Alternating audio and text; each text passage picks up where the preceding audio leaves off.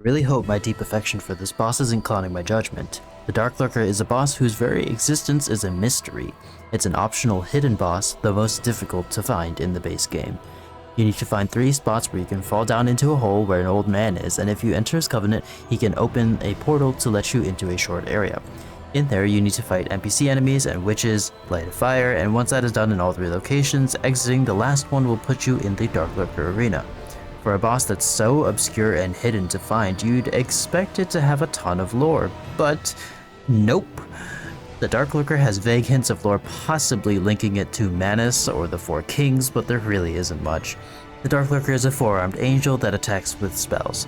It has a laser beam, a sun that shoots fireballs at you, a magical dart, a portal that can teleport a dark bomb, a get-off-me explosion, and a magenta laser sword that it can conjure from its hands. It's got melee options, it's got range options, and to spice things up, at around half health, it splits into 2 identical copies, each with their own distinct attack patterns.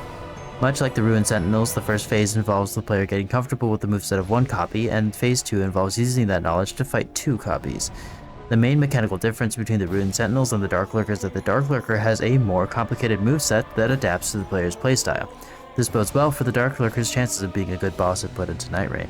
And another amazing thing about this boss is its visual presentation. It's in a medium-sized cavern that's nearly completely dark, so the light blue coloring of its body and the bright outlines of its ranged spells stand out. While the darkness helps, I don't think it's a vital part of the fight, unlike the 4 Kings. It's more like the darkness in Manus' fight, where it mainly enhances the visual atmosphere of the battle. Darklurker would be fantastic in Nightreign. I don't think it should be a field boss because it's not a creature that seems like it would be found roaming the land. It's a hidden, mysterious boss that should either be seeked out or attracted to combat, not stumbled upon.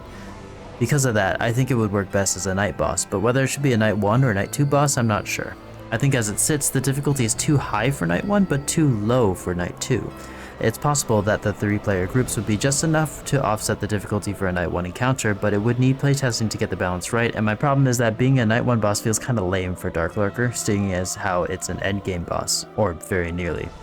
Night 2 feels more appropriate for a boss of Darklurker's caliber, but it would need to split into 3 or something like that to be the right difficulty for a night 2 boss.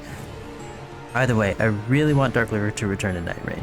In my DS1 videos, S tiers were awarded to bosses that could be ported with minimal changes and would fit right into Nightreign. I think Darklurker does fit that criteria, but only if it becomes a Night 1 boss. To be a sufficient Night 2 boss, tweaks are needed. I still think Darklurker is worthy of an S tier though. What is it with Abyss-related Dark Souls bosses being great fits for Nightreign? I don't know. All I know is that the Darklurker should be top of the list of bosses to add to Nightreign, if FromSoftware is considering doing so in the upcoming DLC.